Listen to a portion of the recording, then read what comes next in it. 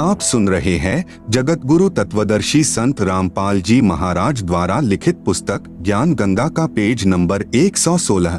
यदि मन में इच्छा रह गई तो सतलोक नहीं जा सकती। इंद्रमती ने कहा, साहेब आप तो अंतर्यामी हो, कोई इच्छा नहीं है, आपके चरणों की इच्छा है, लेकिन एक मन में शंका बनी हुई है कि मेरा जो पति था उसने मुझे किसी भी धार्मिक कर्म के लिए कभी मना नहीं किया। नहीं तो आजकल के पति अपनी पत्नियों को बाधा कर देते हैं। यदि वह मुझे मना कर देता तो मैं आपके चरणों में नहीं लग पाती, मेरा कल्याण नहीं होता। उसका इस शुभ कर्म में सहयोग का कुछ लाभ मिलता हो तो कभी उस पर भी दया करना दाता। परमेश्वर कबीर जी ने देखा कि यह नादान इसके पीछे फिर लटक गई।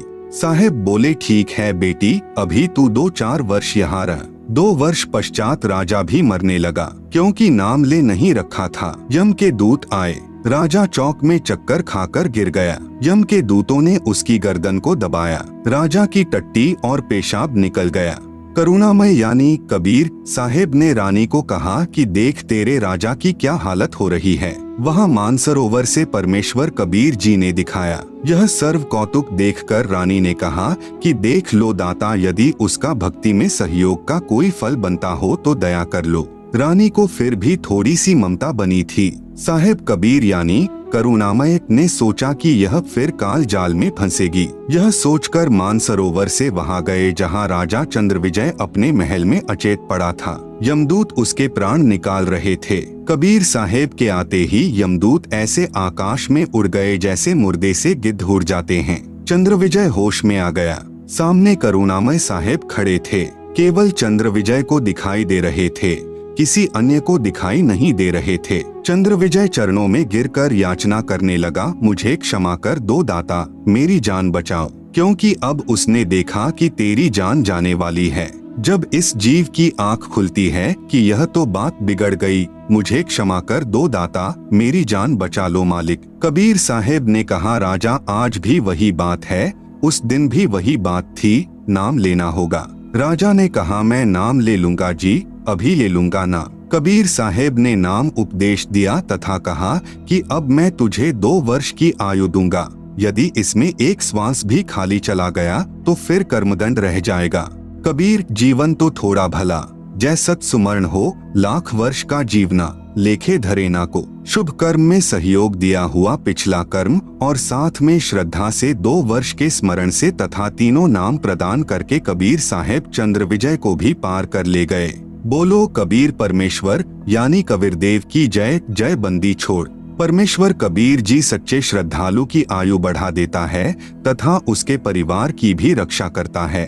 उपरोक्त विवरण से सिद्ध हुआ। यह प्रमाण बहुत पहले के हैं, वर्तमान में साधारण व्यक्ति विश्वास नहीं करता। वर्तमान में पूज्य कबीर परमेश्वर की शक्ति से सतगुरु रामपाल जी के द्वारा हुए कष्ट निवारण तथा आयु वृद्धि के ढेर सारे प्रमाण पढ़े इसी पुस्तक में भटकों को मार्ग विषय नामक लेख में। आप सुन रहे हैं जगत गुरु तत्वदर्शी संत रामपाल जी महाराज द्वारा लिखित पुस्तक ज्ञान गंगा का पेज नंबर 117। कबीर साहेब यानी कबीरदेव का कलियुग में प्राकाट्य। विक्रमी संवत 1455 यानी सन 1398 ज्येष्ठ मास की पूर्णिमा सुबह सुबह ब्रह्म मुहूर्त में वह पूर्ण परमेश्वर कबीर यानी कबीरदेव जी स्वयं अपने मूल स्थान सतलोक से आए। काशी में लहर तारा तालाब के अंदर कमल के फूल पर एक बालक का रूप धारण किया। पहले मैं आपको नीरू नीमा के बारे में बताना चाहूँगा कि ये कौन थे। द्वापर युग में नीरू नीमा सुपच सुदर्शन के माता पिता थे। इन्होंने कबीर साहेब की बात को उस समय स्वीकार नहीं किया था। अंत में सुदर्शन ने करुणामय रूप में आए कबीर साहेब से प्रार्थना की थी कि प्रभु आपने मुझे उपदेश दे दिया तो सब कुछ दे दिया, आपसे आज तक कुछ मांगने की कोई आवश्यकता ही नहीं पड़ी, क्योंकि आपने सर्व मनोकामना पूर्ण कर दी तथा जो वास्तविक भक्ति धन है उससे भी परिपूर्ण कर दिया। एक प्रार्थना है दास की, यदि उचित समझो तो स्वीकार कर लेना। मेरे माता पिता यदि किसी जन्म में कभी मनुष्य शरीर प्राप्त करें तो इनको संभालना प्रभु। ये बहुत पुण्यात्मा हैं, लेकिन आज इनकी बुद्धि विपरीत हो गई है, ये परमात्मा की वाणी को मान नहीं रहे। कबीर साहेब ने कहा, चिंता न कर, अब तू अपने माता पिता के चक्कर में यहाँ उलझ जाएगा,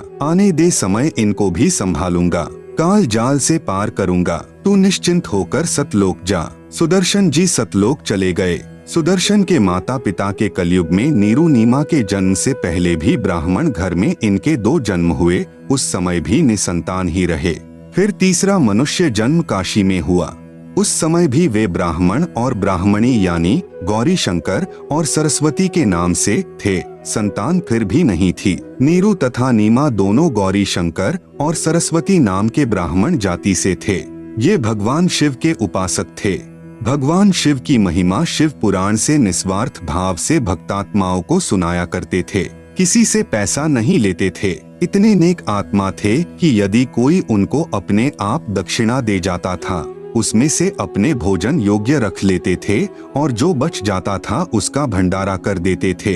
अन्य स्वार्थी ब्राह्मण गौरी शंकर तथा सरस्वती से ईर्ष्या रखते थे, क्योंकि गौरी शंकर निस्वार्थ कथा किया करते थे। पैसे के लालच में भक्तों को गुमराह नहीं करते थे, जिस कारण से प्रशंसा के पात्र बने हुए थे। उधर से मुसलमानों को ज्ञान हो गया कि इनके साथ कोई हिंदू ब्राह्मण नहीं है। उन्होंने इसका लाभ उठाया और बलपूर्वक उनको मुसलमान बना दिया। मुसलमानों ने अपना पानी उनके सारे घर में छिड़क दिया तथा उनके मुंह में भी डाल दिया, सारे कपड़ों पर छिड़क दिया। उससे हिंदू ब्राह्मणों ने कहा कि अब ये मुसलमान बन गए हैं, आज के बाद इनका हमारे से कोई भाईचारा नहीं रहेगा। नीरू नीमा को जुलाहे की उपाधि तथा परमेश्वर प्राप्ति। बेचारे गौरी शंकर तथा सरस्वती विवश हो गए। मुसलमानों ने पुरुष का नाम नीरू तथा स्त्री का नाम नीमा रखा। आप सुन रहे हैं जगत गुरु तत्वदर्शी संत रामपाल जी महाराज द्वारा लिखित पुस्तक ज्ञान गंगा का पेज नंबर 118। पहले उनके पास जो पूजा आती थी उससे उनकी रोजी रोटी चल रही थी और जो कोई रुपया पैसा बच जाता था वे उसका दुरुपयोग नहीं करते थे। उस बचे धन से धर्म भंडारा कर देते थे। पूजा आनी भी बंद हो गई। उन्होंने सोचा अब क्या काम करें। उन्होंने एक कपड़ा बुनने की खड्डी लगा ली और जुलाहे का कार्य करना प्रारंभ कर दिया। कपड़ा बुनकर निर्वाह करने लगे। कपड़े की बुनाई से घर के खर्च के पश्चात जो पैसा बच जाता था उसको भंडारों में लगा देते थे। हिंदू ब्राह्मणों ने नीरू नीमा का गंगा घाट पर गंगा दरिया में स्नान करना बंद कर दिया था। कहते थे कि अब तुम मुसलमान हो गए हो। गंगा दरिया का ही पानी लहरों के द्वारा उछलकर काशी में एक लहर तारा नामक बहुत बड़े सरोवर को भरकर रखता था। बहुत निर्मल जल भरा रहता था। उसमें कमल के फूल उगे हुए थे। सन 1398 यानी विक्रमी संवत 1455 ज्येष्ठ मास शुद्धि पूर्णमासी को ब्रह्म मुहूर्त यानी सूर्योदय से लगभग 1.5 घंटा पहले में अपने सत्यलोक यानी रिद्धाम से सशरीर आकर परमेश्वर कबीर यानी कबीरदेव बालक रूप बनाकर लहर तारा तालाब में कमल के फूल पर विराजमान हुए। उसी लहर तारा तालाब पर नीरू नीमा सुबह सुबह ब्रह्म मुहूर्त में स्नान करने के लिए प्रतिदिन जाया करते थे। ब्रह्म मुहूर्त कहते हैं सूर्योदय होने से 1.5 घंटा पूर्व एक बहुत तेज पुंज का चमकीला गोला बालक रूप में परमेश्वर कबीर साहेब जी तेजोमय शरीर युक्त आए थे। दूरी के कारण प्रकाश पुंज ही नजर आता है। ऊपर से यानी सत्यलोक से आया और कमल के फूल पर सिमट गया, जिससे सारा लहर तारा तालाब जगमग जगमग हो गया था और फिर एक कोने में जाकर वह अदृश्य हो गया। इस दृश्य को स्वामी रामानंद जी के एक शिष्य ऋषि अष्टानंद जी आंखों देख रहे थे। अष्टानंद जी भी स्नान करने के लिए एकांत स्थान पर उसी लहर तारा तालाब पर प्रतिदिन जाया करते थे। वहां बैठकर अपनी साधना गुरुदेव ने जो मंत्र दिए थे उसका जाप करते थे और प्रकृति का आनंद लिया करते थे। स्वामी अष्टानंद जी ने जब देखा कि इतना तेज प्रकाश जिससे आंखें भी चौंधिया गई, ऋषि जी ने सोचा कि ये कोई मेरी भक्ति की उपलब्धि है या मेरा धोखा है। यह सोचकर कारण पूछने के लिए अपने गुरुदेव के पास गए। आदरणीय रामानंद जी से अष्टानंद जी ने पूछा कि हे गुरुदेव, मैंने आज ऐसी रोशनी देखी है जो कि जिंदगी में कभी नहीं देखी। सर्व वृतांत बताया कि आकाश से एक प्रकाश समूह आ रहा था। मैंने देखा तो मेरी आंखें उस रोशनी को सहन नहीं कर सकी, इसलिए बंद हो गई। बंद आंखों में एक शिशु का रूप दिखाई दिया। जैसे सूर्य की तरफ देखने के पश्चात सूर्य का एक गोला सा ही दिखाई देता है, ऐसे बालक दिखाई देने लगा। क्या यह मेरी भक्ति की कोई उपलब्धि है या मेरा दृष्टि दोष था? स्वामी रामानंद जी ने कहा कि पुत्र, ऐसे लक्षण तब होते हैं जब ऊपर के लोकों से कोई अवतार गण आते हैं। वे किसी के यहाँ प्रकट होंगे, किसी माँ के जन्म लेंगे और फिर लीला करेंगे, क्योंकि इन ऋषियों को इतना ही ज्ञान है कि माँ से ही जन्म होता है। जितना ऋषि को ज्ञान था, अपने शिष्य का शंका समाधान कर दिया। नीरू व नीमा प्रतिदिन की तरह उस दिन भी स्नान करने जा रहे थे। आप सुन रहे हैं जगत गुरु तत्वदर्शी संत रामपाल जी महाराज द्वारा लिखित पुस्तक ज्ञान गंगा का पेज नंबर 119। रास्ते में नीमा ने प्रभु से प्रार्थना की कि हे भगवान शिव, क्योंकि वे भले ही मुसलमान बन गए थे, लेकिन अपनी वह साधना हृदय से नहीं भूल पा रहे थे जो इतने वर्षों से कर रहे थे। क्या आपके घर में हमारे लिए एक बच्चे की कमी पड़ गई? हमें भी एक लाल दे देते, हमारा जीवन भी सफल हो जाता। ऐसा कहकर फूट फूट कर रोने लगी। उसके पति नीरू ने कहा कि नीमा, प्रभु की इच्छा पर प्रसन्न रहने में ही हित होता है। यदि ऐसे रोती रहेगी तो तेरा शरीर कमजोर हो जाएगा, आंखों से दिखना बंद हो जाएगा, हमारे भाग्य में संतान नहीं है। ऐसे कहते कहते लहरतारा तालाब पर पहुंच गए। थोड़ा थोड़ा अंधेरा था। नीमा स्नान करके बाहर आई, अपने कपड़े बदले। नीरू स्नान करने के लिए तालाब में प्रवेश करके गोते मार मार कर नहाने लगा। नीमा जब स्नान करते समय पहना हुआ कपड़ा धोने के लिए दोबारा तालाब के किनारे पर गई, तब तक अंधेरा हट गया था। सूर्य उदय होने वाला ही था। नीमा ने तालाब में देखा कि सामने कमल के फूल पर कोई वस्तु हिल रही है। कबीर साहेब ने बच्चे के रूप में एक पैर का अंगूठा मुख में दे रखा था और एक पैर को हिला रहे थे। पहले तो नीमा ने सोचा कि शायद कोई सर्प न हो और मेरे पति की तरफ आ रहा हो। फिर ध्यान से देखा तो समझते देर न लगी कि ये तो कोई बच्चा है। बच्चा और कमल के फूल पर एकदम अपने पति को आवाज लगाई कि देखना जी, बच्चा डूबेगा, बच्चा डूबेगा। नीरू बोला कि नादान, तू बच्चों के चक्कर में पागल हो गई है, पानी में भी तुझे बच्चा नजर आने लगा। नीमा ने कहा, हाँ, वह सामने कमल के फूल पर देखो। नीमा की जोरदार आवाज से प्रभावित होकर जिस तरफ हाथ से संकेत कर रही थी, नीरू ने उधर देखा। एक कमल के फूल पर नवजात शिशु लेटा हुआ था। नीरू उस बच्चे को फूल समेत उठा लाए और नीमा को दे दिया। स्वयं स्नान करने लगा। नीरू स्नान करके बाहर आया। नीमा बच्चे के रूप में आए परमेश्वर को बहुत प्यार कर रही थी तथा शिव प्रभु की प्रशंसा तथा स्तुति कर रही थी कि हे प्रभु, आपने मेरी वर्षों की मनोकामना पूर्ण कर दी। क्योंकि वह शिव की पुजारिन थी, कह रही थी, हे शिव प्रभु, आज ही हृदय से पुकार की थी, आज ही सुन ली। उस कबीर परमेश्वर को जिसका नाम लेने से हमारे हृदय में एक विशेष हलचल सी होती है, उसके प्रेम में रोम रोम खड़ा हो जाता है, आत्मा भर कर आती है। और जिस माता बहन ने सीने से लगाकर पुत्रवत प्यार किया, जो आनंद उस माई को हुआ होगा वह अवर्णनीय है। जैसे व्यक्ति गुड़ खाकर अन्य को उसके आनंद को नहीं बता सकता, खाने वाला ही जान सकता है। जैसे माँ प्यार करती है, ऐसे शिशु रूपधारी परमेश्वर के कभी मुख को चुमा, कभी सीने से लगा रही थी और फिर बार बार उसके मुख को देख रही थी। इतने में नीरू स्नान करके बाहर आया। क्योंकि मनुष्य समाज की तरफ ज्यादा देखता है, उसने विचार लगाया कि न तो अभी मुसलमानों से हमारा कोई विशेष प्यार बना है और हिंदू ब्राह्मण हमारे से द्वेष करते हैं। पहले इसी अवसर का लाभ मुसलमानों ने उठाया कि हमें मुसलमान बना दिया, हमारा कोई साथी नहीं है। आप सुन रहे हैं जगत गुरु तत्वदर्शी संत रामपाल जी महाराज द्वारा लिखित पुस्तक ज्ञान गंगा का पेज नंबर 120। यदि हम इस बच्चे को ले जाएंगे तो लोग पूछेंगे कि बताओ, इस बच्चे के माता पिता कौन हैं? तुम किसी का बच्चा उठाकर लाए हो, इसकी माँ रो रही होगी, हम क्या जवाब देंगे, कैसे बताएंगे? कमल के फूल पर बताएंगे तो कोई मानेगा नहीं। यह सर्व विचार करके नीरू ने कहा कि नीमा, इस बच्चे को यहीं छोड़ दे। नीमा ने कहा कि जी, मैं इस बच्चे को नहीं छोड़ सकती, मेरे प्राण जा सकते हैं, मैं तड़फ कर मर जाऊंगी।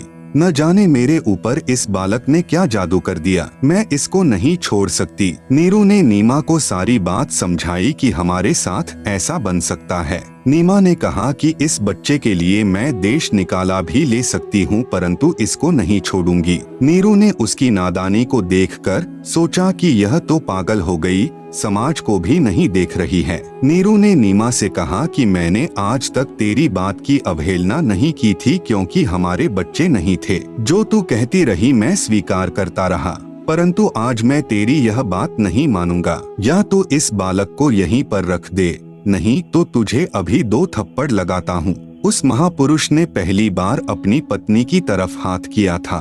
उसी समय शिशु रूप में कबीर परमेश्वर यानी कबीरदेव ने कहा कि नीरू मुझे घर ले चलो, तुम्हें कोई आपत्ति नहीं आएगी। शिशु रूप में परमेश्वर के वचन सुनकर नीरू घबरा गया, कहीं यह बालक कोई फरिश्ता हो अथवा कोई सिद्ध पुरुष हो और तेरे ऊपर कोई आपत्ति न आ जाए। चुप करके चल पड़ा। जब बच्चे को लेकर घर आ गए तो सभी यह पूछना तो भूल गए कि कहाँ से लाए हो। काशी के स्त्री तथा पुरुष लड़के को देखने आए तथा कहने लगे कि यह तो कोई देवता नजर आता है। इतना सुंदर शरीर, ऐसा तेजोमय बच्चा पहले कभी हमने नहीं देखा। कोई कहे यह तो ब्रह्मा विष्णु महेश में से कोई प्रभु है।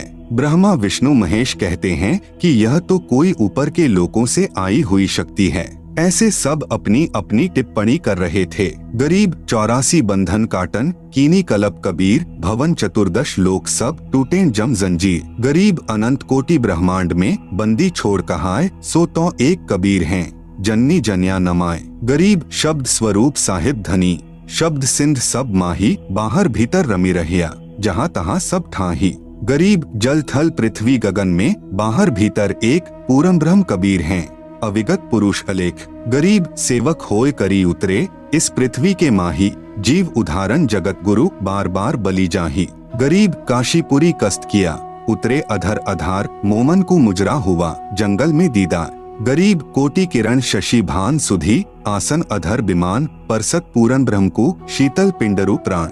आप सुन रहे हैं जगत गुरु तत्वदर्शी संत रामपाल जी महाराज द्वारा लिखित पुस्तक ज्ञान गंगा का पेज नंबर 121। गरीब गोद लिया मुख चुंबी करी, हेम रूप झलकंत, जगर मगर काया करे, दमके पदम अनंत। गरीब काशी उमटी गुल भया, मोमन का घर घेर, कोई कहे ब्रह्मा विष्णु हैं, कोई कहे इंद्र कुबेर। गरीब कोई कहे छल ईश्वर नहीं, कोई किन्नर कहलाए, कोई कहे गण ईश का जो जो मात्र साई। गरीब कोई कहे वरुण धर्मराय है, कोई कहते ईश, 16 कला सुभान गति, कोई कहे जगदीश। गरीब भक्ति मुक्ति ले उतरे, मेटन तीनों ताप, मोमन के डेरा लिया, कहे कबीरा बाप। गरीब दूध न पीवे न अन्न भखे, नहीं पलने झूलंत, अधर अमान ध्यान में, कमल कला फूलंत। गरीब काशी में अचरज भया, गई जगत की नींद, ऐसे दुल्हे उतरे जो कन्या वर बींद। गरीब खलक मुलक देखन गया, राजा प्रजारीत, जम्बूदीप जिहान में उतरे शब्द अतीत। गरीब दुनी कहे योह देव है, देव कहत हैं ईश, ईश कहे पार ब्रह्म है, पूरन 20वें 20। परमेश्वर कबीर जी ही अनादि परम गुरु हैं, वे ही रूपांतर करके संत व ऋषि वेश में समय समय पर स्वयंभू यानी स्वयं प्रकट होते हैं। काल के दूतों यानी संतों द्वारा बिगाड़े तत्व ज्ञान को स्वस्थ करते हैं। कबीर साहेब ने ही ब्रह्मा विष्णु शिव आदि देवताओं ऋषि मुनि व संतों को समय समय पर अपने सतलोक से आकर नाम उपदेश दिया। आदरणीय गरीबदास जी महाराज ने अपनी वाणी में लिखा है, जो कबीर जी ने स्वयं बताया है, आदि अंत हमरा नहीं, मध्य मिलावा मूल, ब्रह्मा ज्ञान सुनाइया, धर पिंडा अस्थूल। श्वेत भूमिका हम गए, जहाँ विश्वम्भरनाथ हरियम हीरा नाम दे, अष्ट कमल दल स्वांति। हम बैरागी ब्रह्मपद सन्यासी महादेव, सोह मंत्र दिया शंकर को, करत हमारी सेव।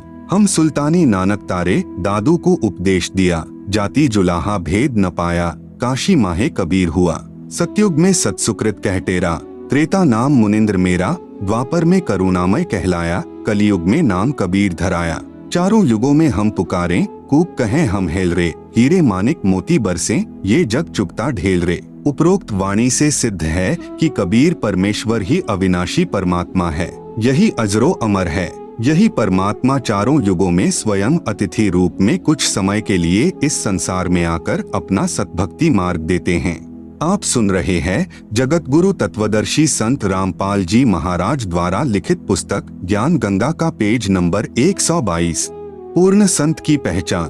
पवित्र सदग्रंथों से पूर्ण संत की पहचान। वेदों, गीता जी आदि पवित्र सदग्रंथों में प्रमाण मिलता है कि जब जब धर्म की हानि होती है, व अधर्म की वृद्धि होती है तथा वर्तमान के नकली संत, महंत व गुरुओं द्वारा भक्ति मार्ग के स्वरूप को बिगाड़ दिया गया होता है। फिर परमेश्वर स्वयं आकर या अपने परम ज्ञानी संत को भेजकर सच्चे ज्ञान के द्वारा धर्म की पुनः स्थापना करता है। वह भक्ति मार्ग को शास्त्रों के अनुसार समझाता है। उसकी पहचान होती है कि वर्तमान के धर्म गुरु उसके विरोध में खड़े होकर राजा व प्रजा को गुमराह करके उसके ऊपर अत्याचार करवाते हैं। कबीर साहेब जी अपनी वाणी में कहते हैं कि जो मम संत सत उपदेश दृढ़ावे यानी बतावे, वाके संग सभी राड़ बढ़ावे, या सब संत महंतन की करनी, धर्मदास मैं तो से वर्णी। कबीर साहेब अपने प्रिय शिष्य धर्मदास को इस वाणी में ये समझा रहे हैं कि जो मेरा संत सत भक्ति मार्ग को बताएगा उसके साथ सभी संत व महंत झगड़ा करेंगे।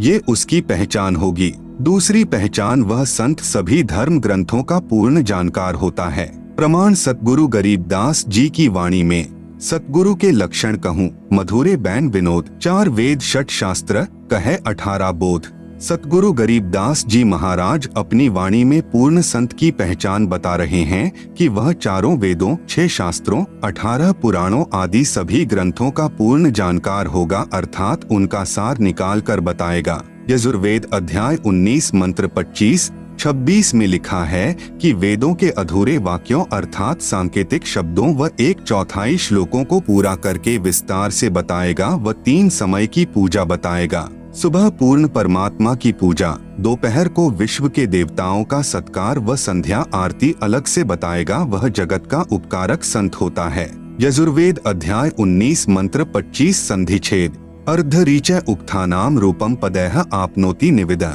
प्रणवय शस्त्राणाम रूपम पैसा सोमः आप्यते। अनुवाद, जो संत अर्धरीचय यानी वेदों के अर्धवाक्यों अर्थात सांकेतिक शब्दों को पूर्ण करके, निविदः यानी आपूर्ति करता है, पदैः यानी श्लोक के चौथे भागों को अर्थात आंशिक वाक्यों को, उक्थानम यानी स्तोत्रों के, रूपम यानी रूप में, आपनोति यानी प्राप्त करता है अर्थात आंशिक विवरण को पूर्ण रूप से समझता और समझाता है, शस्त्राणाम यानी जैसे शस्त्रों को चलाना जानने वाला उन्हें, रूपम यानी पूर्ण रूप से प्रयोग करता है, ऐसे पूर्ण संत, प्रणवय यानी औकारों अर्थात ओम तत् सत मंत्रों को पूर्ण रूप से समझ व समझाकर, पैसा यानी दूध पानी छानता है अर्थात पानी रहित दूध जैसा तत्व ज्ञान प्रदान करता है, जिससे सोमा यानी अमर पुरुष अर्थात अविनाशी परमात्मा को, आप्यते यानी प्राप्त करता है। वह पूर्ण संत वेद को जानने वाला कहा जाता है।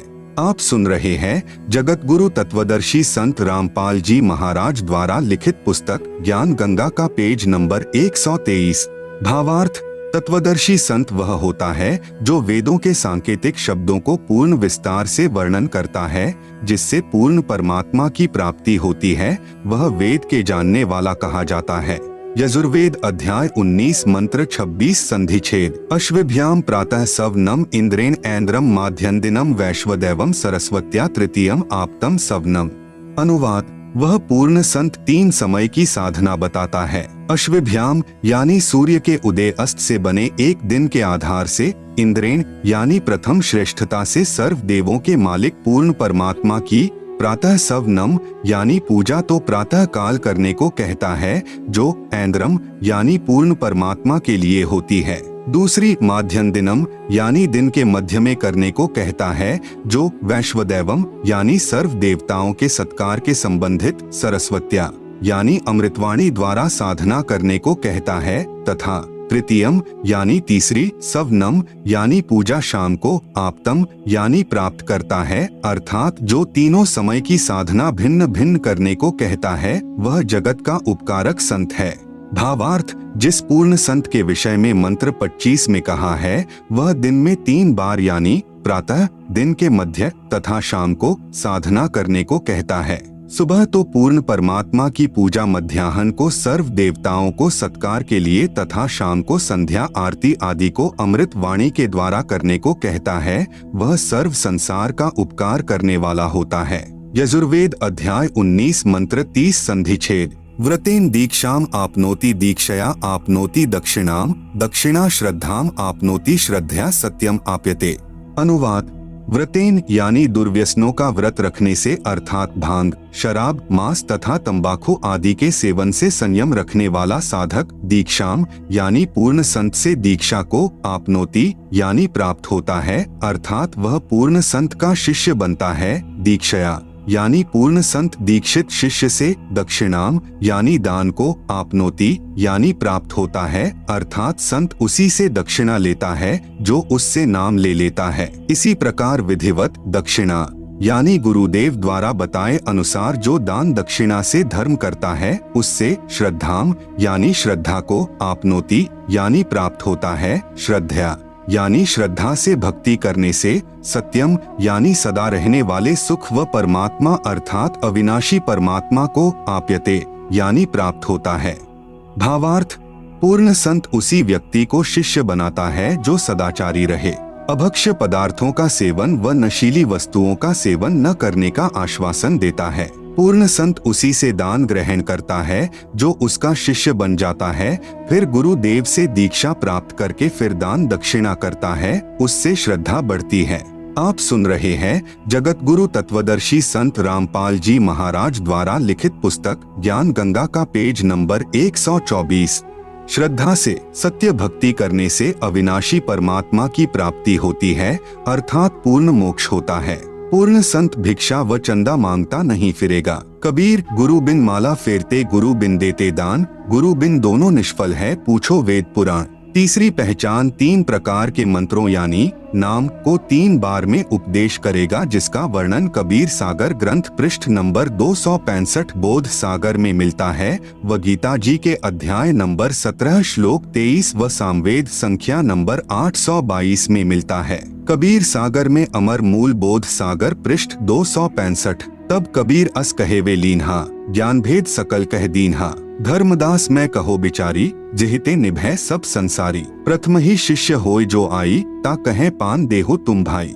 जब देखो तुम दृढ़ता ज्ञाना, ता कहें कहो शब्द प्रवाना। शब्द माही जब निश्चय आवे, ता कहें ज्ञान अगाध सुनावे। दोबारा फिर समझाया है, बालक सम जाकर है ज्ञाना, तासो कहू वचन प्रवाना। जाको सूक्ष्म ज्ञान है भाई, ताको स्मरण देहु लखाई। ज्ञान गमय जाको पुनि होई, सार शब्द जाको कह सोई। जाको होए दिव्य ज्ञान परवेशा, ताको कहे तत्व ज्ञान उपदेशा।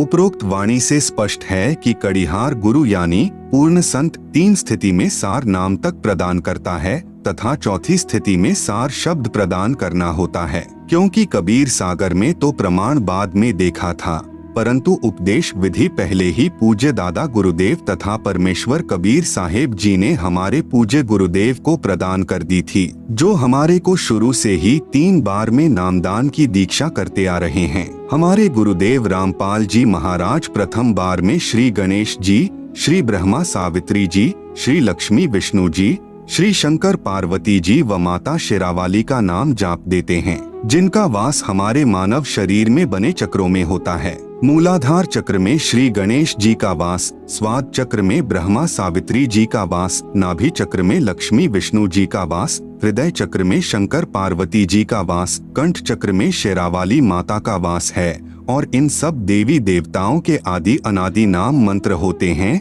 जिनका वर्तमान में गुरुओं को ज्ञान नहीं है। इन मंत्रों के जाप से ये 5 चक्र खुल जाते हैं। इन चक्रों के खुलने के बाद मानव भक्ति करने के लायक बनता है। सतगुरु गरीबदास जी अपनी वाणी में प्रमाण देते हैं कि 5 नाम गुज गायत्री आत्म तत्व जगाओ, ओम किलियम हरियम श्रियम सोहम ध्याओ।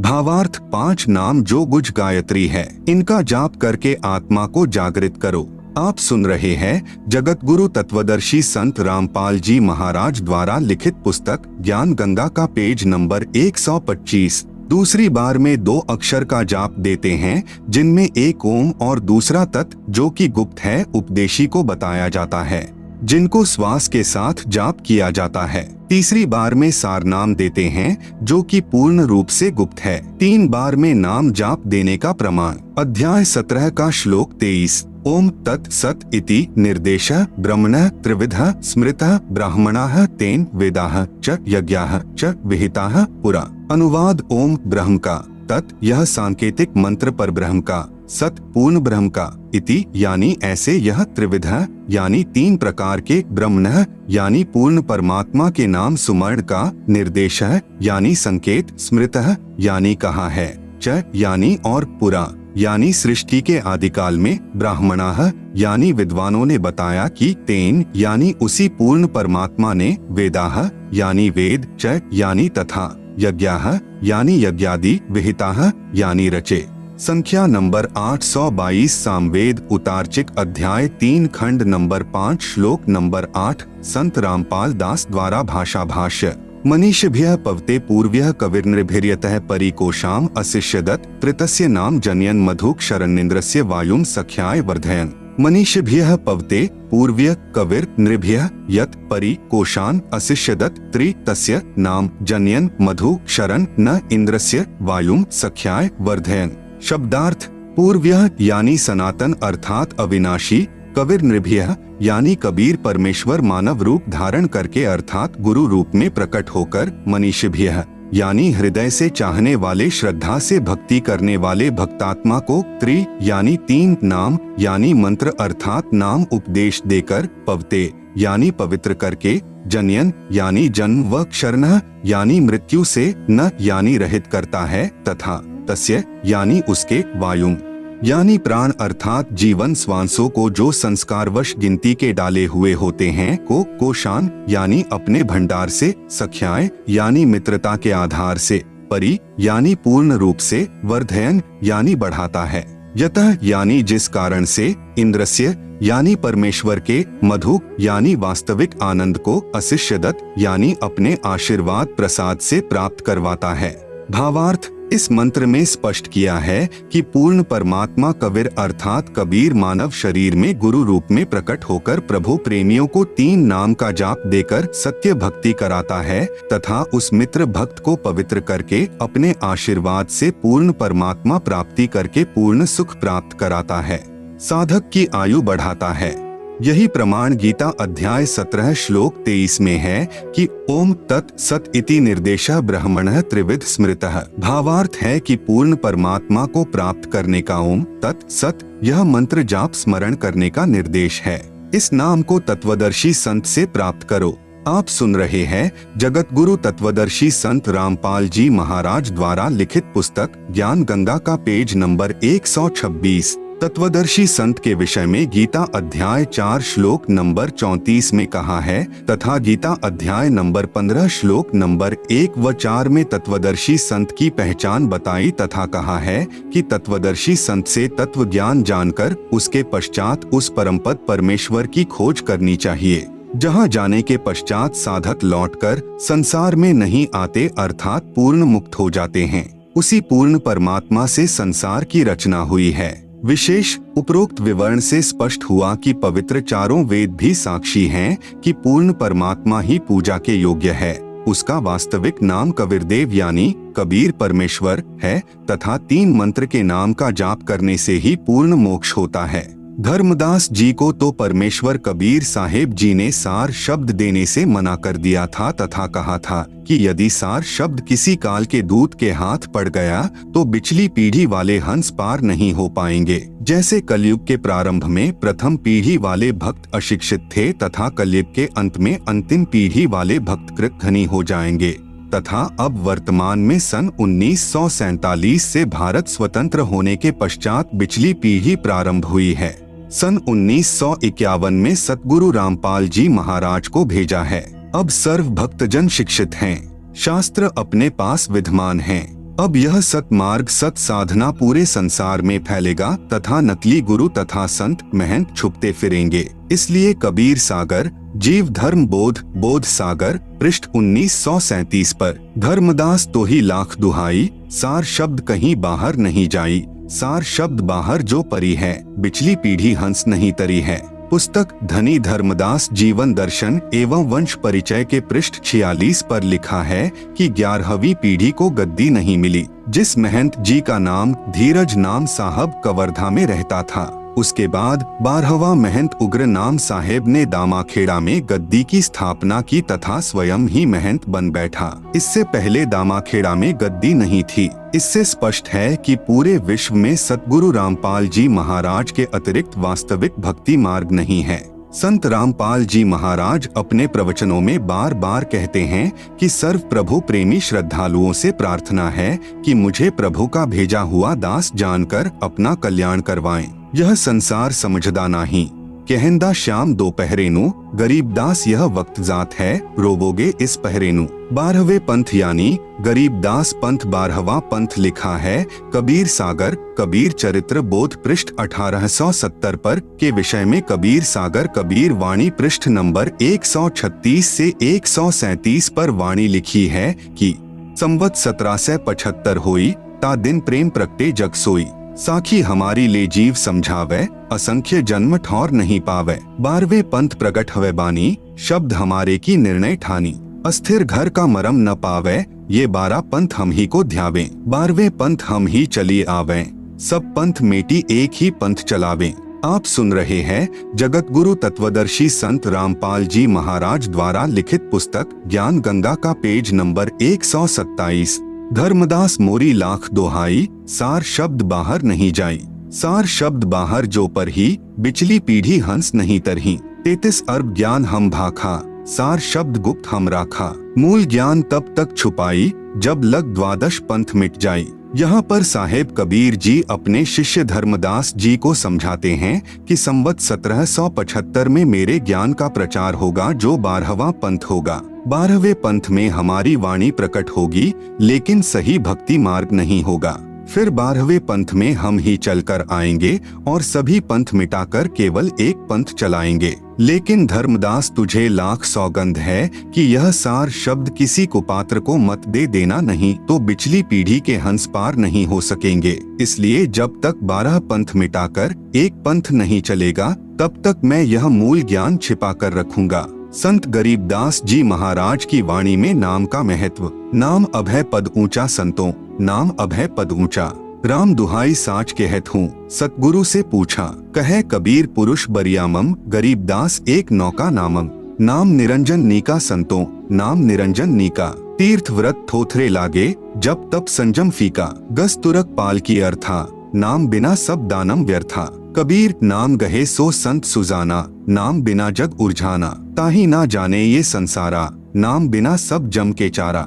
संत नानक साहेब जी की वाणी में नाम का महत्व। नानक नाम चढ़दी कला, तेरे भाणे सरबत दा भला, नानक दुखिया सब संसार, सुखिया सोय नाम आधार, जाप ताप ज्ञान सब ध्यान, षट शास्त्र सिमरत व्याखान, जोग अभ्यास कर्म धर्म सब क्रिया, सगल त्यागवण मध्य फिरिया, अनेक प्रकार किए बहुत यत्ना, दान पुण्य हो मैं बहुरत्ना, शीश कटाए हो मैं कर राती, व्रत नेम करे बहु भांति, नहीं तुल्य राम नाम विचार, नानक गुरुमुख नाम जपिए एक बार। परम पूज्य कबीर साहेब यानी कबीर देव की अमृतवाणी। संतो शब्दई शब्द बखाना, शब्द फास फसा सब कोई शब्द नहीं पहचाना, प्रथम ही ब्रह्म स्वम इच्छा ते पांचों शब्द उचारा, सोहम निरंजन निरंकार शक्ति और ओंकारा, पांचों तत्व प्रकृति तीनों गुण उपजाया, लोक द्वीप चारों खान 84 लख बनाया, शब्दई काल कलंदर कहिए शब्दई भर्म भुलाया, 5 शब्द की आशा में सर्वस मूल गवाया,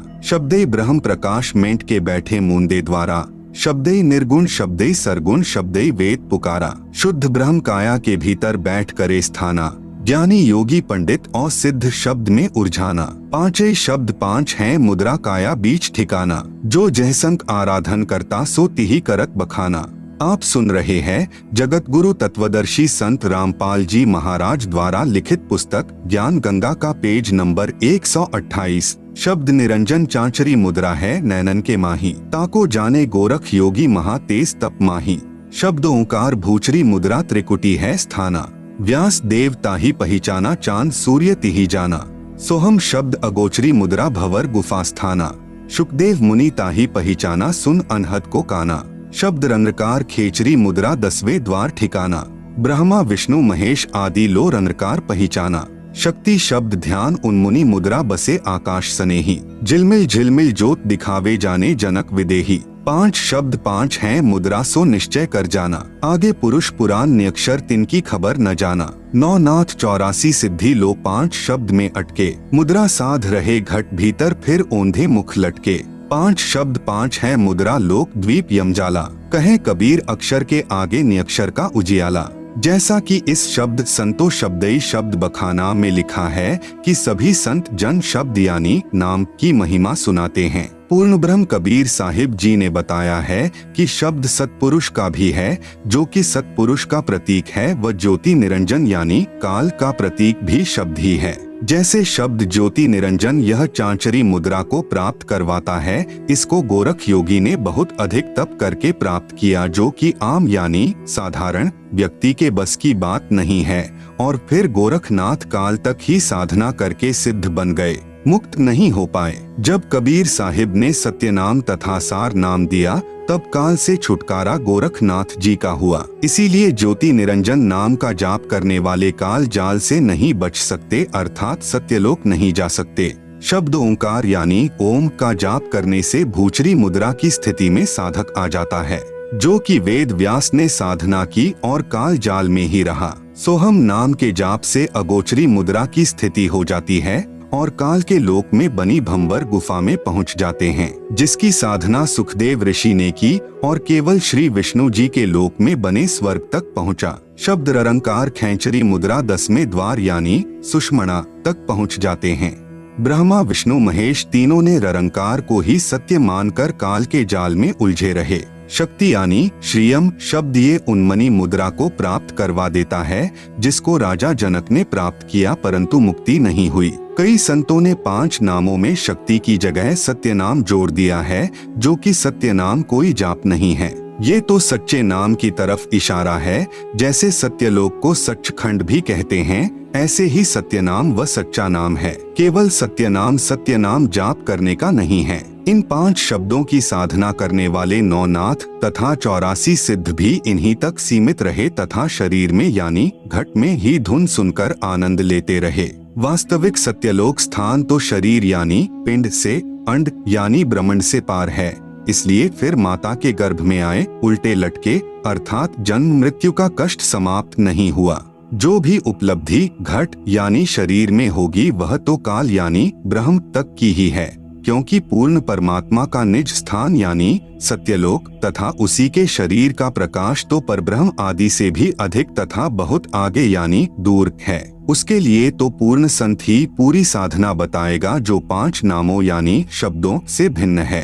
आप सुन रहे हैं जगत गुरु तत्वदर्शी संत रामपाल जी महाराज द्वारा लिखित पुस्तक ज्ञान गंगा का पेज नंबर 129। संतों सतगुरु मोहे भावै, जो नैनन अलख लखावै, ढोलक ढिगै ना बोलत बिसरै, सत उपदेश दृढ़ावै, आँख ना मूंदे कान ना रूदे ना अनहद उर्झावै, प्राण पूंज क्रियाओं से न्यारा सहज समाधि बतावे। घट रामायण के रचिता आदरणीय तुलसीदास साहेब जी हाथरस वाले स्वयं कहते हैं कि घट रामायण प्रथम भाग पृष्ठ नंबर 27। 5 नाम काल के जानो तब दानी मन शंका आनो, सुरती निरत लै लोक सिधाऊ, आदि नाम ले काल गिराऊ, सतनाम ले जीव उबारी, अस चल जाऊं पुरुष दरबारी। कबीर कोटि नाम संसार में, इनसे मुक्ति न हो, सार नाम मुक्ति का दाता, वाको जाने न कोय। पूरा सतगुरु सोए कहावे, 2 अखर का भेद बतावे, एक छुड़ावे एक लखावे, तो प्राणी निज घर जावे। गुरु नानक जी की वाणी में 3 नाम का प्रमाण। जय पंडित तू पढ़िया, बिना 2 अखर 2 नामा, परनवत नानक एक लंघाए, जे कर सच समावा। वेद कतेब सिमृत सब सांसत, इन पढ़ी मुक्ति न होई, एक अक्षर जो गुरुमुख जापै, तिसकी निर्मल हुई। भावार्थ, गुरु नानक जी महाराज अपनी वाणी द्वारा समझाना चाहते हैं कि पूरा सतगुरु वही है जो 2 अक्षर के जाप के बारे में जानता है, जिनमें एक काल व माया के बंधन से छुड़वाता है और दूसरा परमात्मा को दिखाता है और तीसरा जो एक अक्षर है वो परमात्मा से मिलाता है। संत गरीबदास जी महाराज की अमृतवाणी में श्वास के नाम का प्रमाण। गरीब श्वासा पारस भेद हमारा, जो खोजे सो उतरे पारा, श्वासा पारा आदि निशानी, जो खोजे सो होए दरबानी। गरीब श्वासा ही में सार पद, पद में श्वासा सार, दम देही का खोज करो, आवागमन निवार। गरीब श्वास सुरती के मध्य है, न्यारा कदे नहीं हो, सतगुरु साक्षी भूत को राखो सुरती समोय। गरीब चार पदार्थ उर्मे जो वै, सुरती निर्ति मन पवन समोवै। सुरती निर्ति मन पवन पदार्थ यानी नाम करो इकतरिया। द्वादश अंदर समोय ले, दिल अंदर दीदार। कबीर कहता हूँ कही जात हूँ, कहूँ बजाकर ढोल। श्वास जो खाली जात है, तीन लोक का मोल। कबीर माला श्वास उश्वास की, फेरेंगे निजदास। 84 भ्रमे नहीं, कटे कर्म की फांस। आप सुन रहे हैं जगत गुरु तत्वदर्शी संत रामपाल जी महाराज द्वारा लिखित पुस्तक ज्ञान गंगा का पेज नंबर 130। गुरु नानक देव जी की वाणी में प्रमाण। चहूम का संग, चहूम का मीत, जामे चारी हटावे नित। मन पवन को राखे बंद, लहे त्रिकुटी त्रिवेणी संध। अखंड मंडल में सुन्न समाना, मन पवन सच खंड टिकाना। पूर्ण सतगुरु वही है जो 3 बार में नाम दे और श्वास की क्रिया के साथ सुमिरन का तरीका बताए, तभी जीव का मोक्ष संभव है। जैसे परमात्मा सत्य है, ठीक उसी प्रकार परमात्मा का साक्षात्कार व मोक्ष प्राप्त करने का तरीका भी आदि अनादि व सत्य है, जो कभी नहीं बदलता है। गरीबदास जी महाराज अपनी वाणी में कहते हैं, भक्ति 20 पलटे नहीं, युग जाही असंख, साई सिर पर राखियो 84 नहीं शंख। घीसा आए एको देश से, उतरे एको घाट, समझो का मार्ग एक है, मूर्ख 12 बाट। कबीर भक्ति 20 पलटे नहीं, आन पड़े बहु झोल। जय कंचन बिष्टा परे, घटे न ताका मोल। बहुत से महापुरुष सच्चे नामों के बारे में नहीं जानते। वे मनमुखी नाम देते हैं जिससे न सुख होता है और न ही मुक्ति होती है। कोई कहता है तप हवन यज्ञ आदि करो व कुछ महापुरुष आँख कान और मुंह बंद करके अंदर ध्यान लगाने की बात कहते हैं, जो कि यह उनकी मनमुखी साधना का प्रतीक है। जबकि कबीर साहेब, संत गरीबदास जी महाराज, गुरु नानक देव जी आदि परम संतों ने सारी क्रियाओं को मना करके केवल एक नाम जाप करने को ही कहा है। एक नास्त्रे दमस नामक भविष्य वक्ता था, जिसकी सर्व भविष्यवाणियां सत्य हो रही हैं, जो लगभग 400 वर्ष पूर्व लिखी व बोली गई थी। उसने कहा है कि सन 2006 में एक हिंदू संत प्रकट होगा, अर्थात संसार में उसकी चर्चा होगी। वह संत न तो मुसलमान होगा, न वह ईसाई होगा, वह केवल हिंदू ही होगा। उस द्वारा बताया गया भक्ति मार्ग सर्व से भिन्न तथा तथ्यों पर आधारित होगा। उसको ज्ञान में कोई पराजित नहीं कर सकेगा। सन 2006 में उस संत की आयु 50 व 60 वर्ष के बीच होगी। संत रामपाल जी महाराज का जन्म 8 सितंबर सन 1951 को हुआ। जुलाई सन 2006 में संत जी की आयु ठीक 55 वर्ष बनती है, जो भविष्यवाणी अनुसार सही है। उस हिंदू संत द्वारा बताए गए ज्ञान को पूरा संसार स्वीकार करेगा। उस हिंदू संत की अध्यक्षता में सर्व संसार में भारतवर्ष का शासन होगा तथा उस संत की आज्ञा से सर्व कार्य होंगे। उसकी महिमा आसमानों से ऊपर होंगी। नास्त्रे दमस द्वारा बताया सांकेतिक संत रामपाल जी महाराज है, जो सन 2006 में विख्यात हुए हैं। भले ही अनजानों ने बुराई करके प्रसिद्ध किया है, परंतु संत में कोई दोष नहीं है। उपरोक्त लक्षण जो बताए हैं, ये सभी तत्वदर्शी संत रामपाल जी महाराज में विद्यमान हैं। आप सुन रहे हैं जगत गुरु तत्वदर्शी संत रामपाल जी महाराज द्वारा लिखित पुस्तक ज्ञान गंगा का पेज नंबर 131। संत सताने की सजा। आदरणीय गरीबदास साहेब जी का जन्म पावन गांव छुड़ानी जिला झज्जर में श्री बलराम जी धनखड़ जाट के घर हुआ। आप जी को पूर्ण ब्रह्म कबीर परमेश्वर यानी कबीरदेव सतलोक यानी रिद्धधाम से सन 1727 में सशरीर आकर मिले थे तथा आप जी के जीव को सत्यलोक लेकर गए थे। पीछे से परिवार जनों ने गरीबदास जी को मृत जानकर चिता पर रख दिया था। उसी समय कबीरदेव ने आप जी का जीव वापस शरीर में प्रविष्ट कर दिया। उसके पश्चात आदरणीय गरीबदास जी भी परम पूज्य कबीरदेव यानी कबीर परमेश्वर की आंखों देखी महिमा जन जन को सुनाने लगे। जो भी दुखी प्राणी आप जी से उपदेश प्राप्त करता, वही सुखी हो जाता। आप जी की बढ़ती महिमा तथा तत्व ज्ञान के सामने अन्य गुरुओं यानी आचार्यों के अधूरे ज्ञान की पोल खुलने से आसपास के सर्व अधूरे ज्ञान युक्त गुरु जन यानी आचार्य जन आप जी से अत्यधिक ईर्ष्या करने लगे। आसपास के मुख्य चौधरियों को उल्टी पट्टी पढ़ा दी, जिससे आसपास के गांव के आम व्यक्ति प्रभु कबीर के प्यारे बच्चे आदरणीय गरीबदास जी से घृणा करने लगे। दिल्ली के वाजिदपुर गांव में आपका एक शिष्य था, उससे भी पूरा गांव ईर्ष्या करता था। उसकी प्रार्थना पर आप जी कुछ दिन वाजिदपुर में ठहरे। उसी समय टिड्डी दल ने आसपास के क्षेत्र में बाजरे की फसल नष्ट कर दी, परंतु आप जी के सेवक की फसल को कोई हानि नहीं पहुंचाई। सर्व ग्रामवासी संत गरीबदास जी की महिमा से बहुत प्रभावित हुए तथा ज्ञान को स्वीकार करके अपना आत्म कल्याण करवाया। आप जी के आदेश से आपके भक्त ने उस बाजरे को पूरे गांव में बांट दिया तथा गरीबदास जी के बार बार मना करने पर भी कुछ बाजरा बैलगाड़ी में डाल दिया तथा कहा कि प्रत्येक पूर्णमासी में आप भंडारा करते हो, कुछ दान आपके दास का भी हो जाएगा। भक्तों की श्रद्धा को रखते हुए आप जी ने स्वीकृति प्रदान कर दी। आदरणीय गरीबदास जी के 4 लड़के तथा 2 कन्याएं संतान रूप में थी तथा लगभग 1300 एकड़ जमीन के स्वामी भी थे। उसी बैलगाड़ी में बैठकर आप गांव छुड़ाने को चल पड़े। रास्ते में गांव कानौदा के पास बैलगाड़ी पहुंचते ही पहले से सुनियोजित षड्यंत्र स्वार्थी गुरुओं यानी आचार्यों ने संत गरीबदास जी को घेर लिया, सर्व बाजरा लूट लिया तथा उसी गांव के चौधरी छाजूराम छिक्कारा को सूचना कर दी कि वह हिंदू धर्म का द्रोही पकड़ लिया है। चौधरी छाजूराम जी के आदेश से चौपाड़ में बांध दिया गया। चौधरी छाजूराम जी को सरकार की तरफ से कुछ कानूनी अधिकार प्राप्त थे। 6 महीने की सजा, 500 रुपए जुर्माना तथा महादोषी को काठ में बंद करना आदि सम्मिलित थे। उन धर्म के अज्ञानी ठेकेदारों यानी गुरुओं आचार्यों द्वारा पूर्व से उल्टी पट्टी पढ़े चौधरी छाजूराम छिक्कारा जी ने उस परम आदरणीय गरीबदास जी महाराज को काठ में बंद कर दिया। आप सुन रहे हैं जगत गुरु तत्वदर्शी संत रामपाल जी महाराज द्वारा लिखित पुस्तक ज्ञान गंगा का पेज नंबर 132।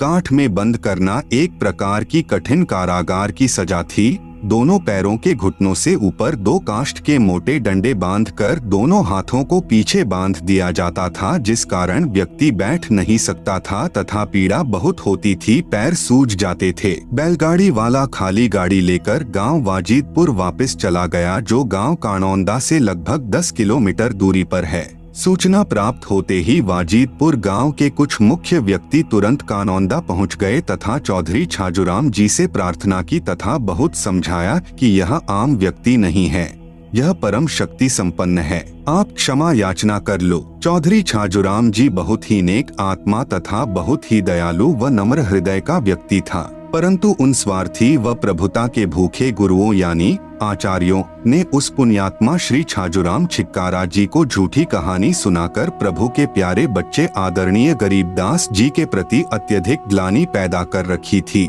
जिस कारण से चौधरी छाजूराम जी ने बिना कारण जाने ही सजा प्रारंभ कर दी थी। वाजिदपुर के भक्तों की प्रार्थना मानकर आदरणीय गरीबदास जी को छोड़ दिया। आदरणीय गरीबदास जी साहेब जी ने कुछ नहीं कहा तथा अपने गांव छुड़ानी आ गए। कुछ दिनों उपरांत चौधरी छाजूराम जी प्रातः काल टट्टी फिरने यानी फ्रेश होने जोहड़ यानी तालाब पर गए तो उनके दोनों हाथ 2 घुड़सवारों ने काट दिए। उसी समय उनके समक्ष ही अदृश्य हो गए। इस दृश्य को तालाब पर उपस्थित कई व्यक्तियों ने भी देखा। बहुत उपचार करवाया परंतु दर्द तथा रक्त का स्राव बंद नहीं हुआ। कई दिन तक बुरी तरह चिल्लाते रहे। फिर एक व्यक्ति ने कहा, उसी संत गरीबदास जी के पास जाकर क्षमा याचना कर लो, वे दयालु हैं। परिवार जन उस चौधरी को घोड़े पर बैठाकर छुड़ानी ले गए। श्री छाजूराम जी जाते ही आदरणीय गरीबदास जी के चरणों में गिर गए, क्षमा याचना की। संत गरीबदास जी ने आशीर्वाद दिया तथा नाम उपदेश दिया तथा आजीवन भक्ति करने को कहा। चौधरी छाजूराम जी ने कहा, दाता मेरे को आपके विषय में अत्यधिक भ्रमित कर रखा था, मुझे नहीं मालूम था कि आप पूर्ण परमात्मा आए हो। आदरणीय गरीबदास जी ने कहा, मैं पूर्ण परमात्मा कबीर साहेब यानी कबीरदेव जुलाहा का भेजा हुआ दास हूँ, उन्हीं की शक्ति से आप ठीक हुए हो। मैंने आपको कोई श्राप नहीं दिया था, आपका कर्म आपको मिला है। यदि यहाँ नहीं आते तो आपके परिवार पर और भी पाप का प्रभाव था, अब वह नहीं रहेगा क्योंकि आपने उपदेश प्राप्त कर लिया। चौधरी छाजूराम जी ने अपने सर्व परिवार को उपदेश दिलाया। आज भी उसी पुण्यात्मा छाजूराम के वंशज आदरणीय गरीबदास जी की परंपरागत पूजा करते हैं। लगभग सैकड़ों परिवार हैं जिन्हें छाजूवाड़ा कहते हैं, क्योंकि तुमने उस दरगाह का महल ना देखा, धर्मराय के तिल तिल का लेखा। राम कहे मेरे साथ को दुख ना दीजो कोय, साध दुखाए मैं दुखी, मेरा आपा भी दुखी होय। आप सुन रहे हैं जगत गुरु तत्वदर्शी संत रामपाल जी महाराज द्वारा लिखित पुस्तक ज्ञान गंगा का पेज नंबर 133। हिरण्यकशिपु उदरयानी पेट विदारिया मैं ही मारिया कंश जो मेरे साधु को सतावे वाका खो दूं वंश। साध 57 कोटि पाप है अनगिन हत्या अपराधम दुर्वासा की कल्प काल से प्रलय हो गए यादव। उपरोक्त वाणी में सतगुरु गरीबदास जी साहेब प्रमाण दे रहे हैं कि परमेश्वर कहते हैं कि मेरे संत को दुखी मत कर देना। जो मेरे संत को दुखी करता है समझो मुझे दुखी करता है। जब मेरे भक्त प्रहलाद को दुखी किया तब मैंने हिरण्यकशिपु का पेट फाड़ा और मैंने ही कंश को मारा, और जो मेरे साधु को दुखी करेगा मैं उसका वंश मिटा दूंगा। इसलिए संत को सताने के करोड़ों पाप लगते हैं, जैसे अनगिन यानी अनंत हत्याएं कर दी हूँ। ये अनजान लोग परमात्मा के संविधान से परिचित नहीं हैं, इसलिए भयंकर भूल करते हैं और फिर दंड के भागी बनते हैं। साधु सताने को निम्न दंड मिलता है। यदि एक मनुष्य दूसरे मनुष्य की मृत्यु कर देता है तो उसका अगले जन्म में हत्या करने से पूरा हो जाता है, लेकिन संत को सताने का बहुत बड़ा दंड है जो अनंत जन्मों में भी पूरा नहीं होता। सतगुरु अपनी वाणी में कहते हैं, अर्धमुखी गर्भवास में हरदम बारंबार जूनी भूत पिशाच की जब लग सृष्टि सहार। ऐसी गलती करने वाले को परमेश्वर भिन्न प्राणियों की योनियों में बारंबार माँ के गर्भ में डालते हैं, अर्थात वह जन्म लेते ही बारंबार मृत्यु को प्राप्त हो जाता है, और जब तक सृष्टि प्रलय नहीं हो जाती तब तक भूत पिशाच की योनि व माँ के गर्भ में महान कष्ट रखता है जो बहुत ही दुखदायी होता है, और तब तक क्षमा नहीं मिलती जब तक सताया हुआ संत ही क्षमा नहीं कर देता। एक बार दुर्वासा ऋषि ने अभिमान वश अम्बरीश ऋषि को मारने के लिए अपनी शक्ति से एक सुदर्शन चक्र छोड़ दिया। सुदर्शन चक्र अम्बरीश ऋषि के चरण छूकर वापस दुर्वासा ऋषि को मारने के लिए दुर्वासा की तरफ ही चल पड़ा। दुर्वासा ऋषि ने सोच लिया कि तूने बहुत बड़ी गलती कर दी है, लेकिन अधिक समय न रहते देख दुर्वासा सुदर्शन चक्र के आगे आगे भाग लिया। भागता भागता श्री ब्रह्मा जी के पास गया और बोला कि हे भगवान, कृपया आप मुझे इस सुदर्शन चक्र से बचाओ। इस पर ब्रह्मा जी बोले कि ऋषि जी यह मेरे बस की बात नहीं है। अपने सिर पर से बला को टालते हुए कहा कि आप भगवान शंकर के पास जाओ, वे ही आपको बचा सकते हैं। यह सुनते ही दुर्वासा ऋषि भगवान शंकर के पास गया और बोला कि हे भगवान, कृपा करके आप मुझे इस सुदर्शन चक्र से बचाओ। इस पर भगवान शिव ने भी ब्रह्मा की तरह टालते हुए कहा कि आप श्री विष्णु भगवान के पास जाओ, वही आपको बचा सकते हैं। यह सुनते ही भगवान विष्णु जी के पास जाकर दुर्वासा ऋषि ने कहा कि हे भगवान, आप ही मेरे को इस सुदर्शन चक्र से बचा सकते हो, वरना यह मेरे को काट कर मार डालेगा। इस पर भगवान विष्णु